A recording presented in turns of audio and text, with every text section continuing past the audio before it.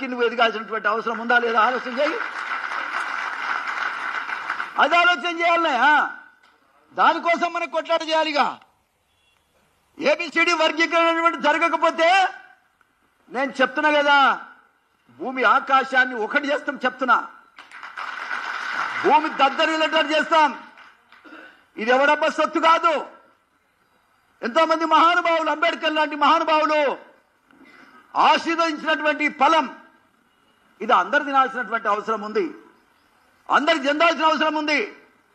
ఏ ఒక్కడో తింటే ఇక మరి మనం ఎందుకు ఇతర కులాలను తిట్టాలనే? ఏ ఒక్కడో తింటే ఇతర కులాలను తిట్టాల్సిన అవసరం మనకేమొచ్చింది? 80 లక్షల మంది జనం ఉన్నారనేటువంటిది మన వాళ్ళు చెప్తా ఉన్నారు. సోదరులారా, ఒక్కసారి మీరు ఆలోచించండి. రాజులం కావాలి, అధికారులం కావాలి. అడుక్క తింటే కడుపు నిండదురా నాయన. మనం మనది అనుకున్నప్పుడే మనం బతకగలుగుతాం తప్ప మరొకటి కాదు. ఇది గమనించవలసిన అవసరం మన జాతికి ఉందని కూడా ఈ సందర్భంగా నేను తెలియజేస్తా ఉన్నా. ఏది ఏమైనా మన అడ్వకేట్లు పాపం, మన అడ్వకేట్లు ఏదైనా పోస్ట్ కావాలంటే తిరిగి తిరిగి తిరిగి తిరిగి పాపం కాళ్ళు అరిగిపోతున్నాయి వాళ్ళకి. ఇవాళ మన వాళ్ళకి ఓ జడ్జి కావాలంటే కాలేకపోతున్నారు, ఒక ఐఏఎస్ ఆఫీసర్ కావాలంటే కాలేకపోతున్నారు, ఒక ఐపీఎస్ ఆఫీసర్ కావాలంటే కాలేకపోతున్నారు. కారణం ఏంటి అంటే మన వాళ్ళలో చైతన్యం లేకపోవటం అని ఈ సందర్భంగా నేను తెలియజేస్తా ఉన్నా. తమ్ముళ్ళారా, ఈ రాజ్యాధికారాన్ని రాబట్టడానికి రాబోయే కాలంలో మనం ఆలోచన చేయాల్సినటువంటి అవసరం ఉందనేది నా ఆలోచన.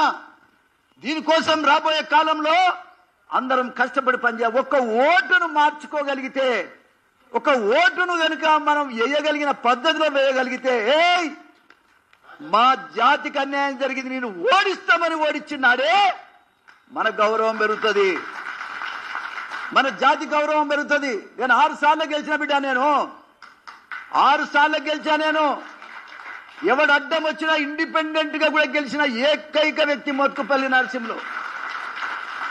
పెద్ద పెద్ద మొనగాళ్ళు అడ్డం తిరిగినా కూడా నేను గెలవగలిగాను. వాస్తవంగా చెప్పాలంటే ఆనాడు ఇంత చైతన్యం లేదు, ఆనాడు చదువుకున్న వాళ్ళు లేరు.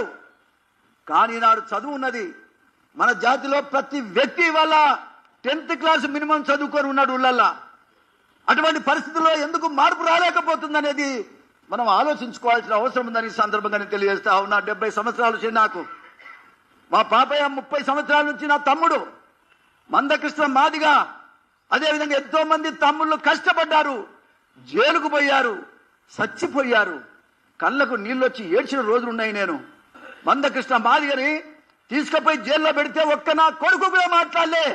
మోత్కుపల్లి నరసింహులు బహిరంగంగా బయటకు వచ్చి అంబేద్కర్ విగ్రహం దగ్గర నా జాతి బిడ్డ, మా నాయకుడు మందకృష్ణని అరెస్ట్ చేశారు, జైల్లో పెట్టారంటే మాదిగ జాతిని మొత్తం కూడా జైల్లో పెట్టినట్లు లెక్క అని చెప్పి ఆనాడు చెప్పిన విషయాన్ని గుర్తు చేస్తా ఉన్నా. సోదరులారా, ఇవాళ కావాల్సింది మనమంతా ఐకమత్యం కావాలి. ఈ ఐకమత్యమే రాబోయే కాలంలో మన జాతికి మేలు జరుగుతుందని కూడా ఈ సందర్భంగా నేను తెలియజేస్తా ఉన్నా. అందుకే ఇవాళ అందరిని పిలుస్తా ఉన్నా. నేను ఇంతకు ముందు మన వంగపల్లి శ్రీను కూడా పిలిచా, నేను కృష్ణతో నేను మాట్లాడిచ్చా, నేను పాపయ్యతో కూడా మాట్లాడా. కృష్ణ అందరం కూడా ఏ సంఘమైనా సరే అన్ని సంఘాలు ఒక్క తాటి మీదకి రావాల్సిన అవసరం ఉంది. అందరం ఒక్కటై పోరాటం చేయాల్సినటువంటి అవసరం ఉంది. దీంట్లో భేదాభిప్రాయాలు అవసరం లేదు. ఎంఆర్పిఎస్ పుట్టినప్పటి నుంచి పనిచేసిన తమ్ముడు, అంతేకాదు త్యాగాలు చేసినటువంటి నా తమ్ముడు పాపయ్య ఒక మంచి మాట మనిషి, మాట నిలబెట్టుకునే మనిషి, మాట నిలబెట్టుకునే మనిషి. నాలాగనే కోపం ఉన్నా ప్రేమించగలిగిన గుణమున్న తమ్ముడు అని కూడా ఈ సందర్భంగా నేను తెలియజేస్తాను. తమ్ముడు రేపు 7వ తారీఖు జరిగేటువంటి మీటింగు అది మామూలు మీటింగ్ కాదు, ఒక చరిత్రాత్మకమైన మీటింగ్, కని విని ఎరగని మీటింగ్. మాదిగ జాతి అనుకునే ప్రతి వాడు, మాదిగ కులంలో పుట్టిన ప్రతి వ్యక్తి డప్పు తీసుకొని హైదరాబాద్ రావాల్సిన అవసరం ఉంది. హైదరాబాద్ రావాల్సిన అవసరం ఉంది. మొత్తం హైదరాబాద్ అంతా నిండిపోవాల్సినటువంటి అవసరం ఉంది.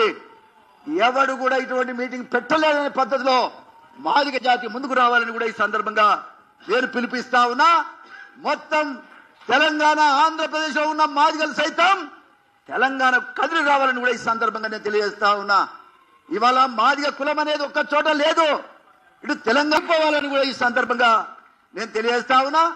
ఏది ఏమైనా తమ్ముడు చేసేటువంటి కార్యక్రమాన్ని నేను అభినందిస్తా ఉన్నా. ఎప్పుడైనా నేను ఒక మాట చెప్తే నా మాటను కాదన్నటువంటి పరిస్థితి ఏనాడూ లేదు పాపయ్య దగ్గర. ఇది మంచి పద్ధతి కాదంటే అన్న నువ్వు చెప్పినట్టు వింటామనే మాట తప్ప మరొకటి కాదు. కాబట్టి తమ్ముడు పిలిస్తే వెంటనే నేను పరిగెత్తుకొని వచ్చా. సోదరులారా, ఏది ఏమైనా ఇక్కడికి వచ్చిన ఉండదు కాక ఉండదు. ఇది గమనించాల్సిన అవసరం ఉందని తెలియజేస్తుంది. రేవంత్ రెడ్డికి కావాల్సిన శక్తి మేము ఇస్తాం. ఇది అమలు చేయమని మాత్రమే ఈ సందర్భంగా నేను విజ్ఞప్తి చేస్తా ఉన్నా. ఒక యువకుడిగా నీకు మంచి భవిష్యత్తు ఉన్నది. మంచికో చెడుకో బ్రహ్మాండమైన ప్రకటన చేశావు. ఇది అమలు చేయి ధైర్యంగా. పైన ఎవడో ఉన్నాడు, ఇంకెవడో అడ్డుకుంటున్నాడు. ఎవడు అడ్డుకుంటున్నాయా? వాడి పేరు చెప్పు, వాడి సంగతి చెప్తాం.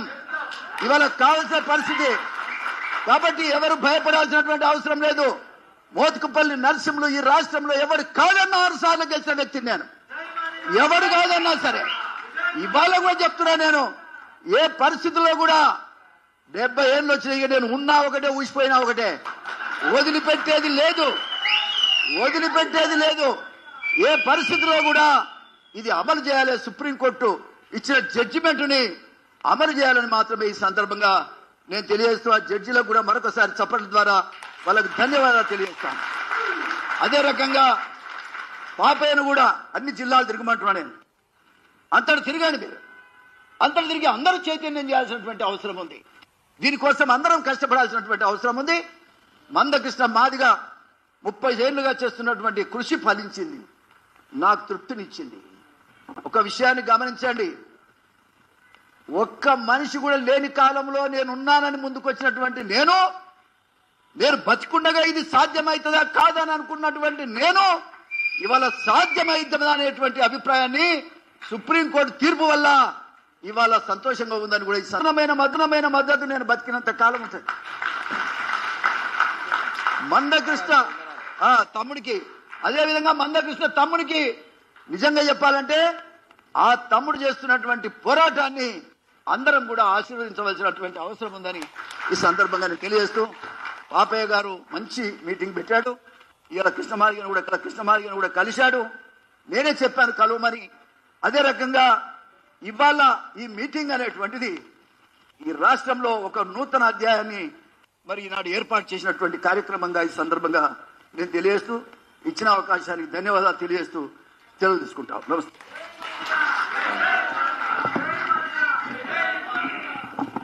అన్నగారు ఆయన జీవితంలో అనేక ఆటుపోట్లను ఎదుర్కొని, ఆ రోజుల్లో వాస్తవానికి ఇంతకుముందుకు దర్వేలని చెప్పినట్టుగా ఇప్పుడంటే మాదిగోళ్ళు అంటే అందరు అక్కడక్కడ మేమున్నాం అని వస్తున్నారు. కానీ ఆ రోజుల్లో మాదిగోళ్ళు అనేటోళ్ళు చెప్పుకోవాలంటే కూడా భయపడ్డటువంటి రోజుల్లో ఒక బలమైనటువంటి మాదిగ కమ్యూనిటీలో పుట్టి, ఆ బలమైనటువంటి సామాజిక, ఆర్థిక, రాజకీయ రంగాలలో ఒక బలమైన నాయకుడు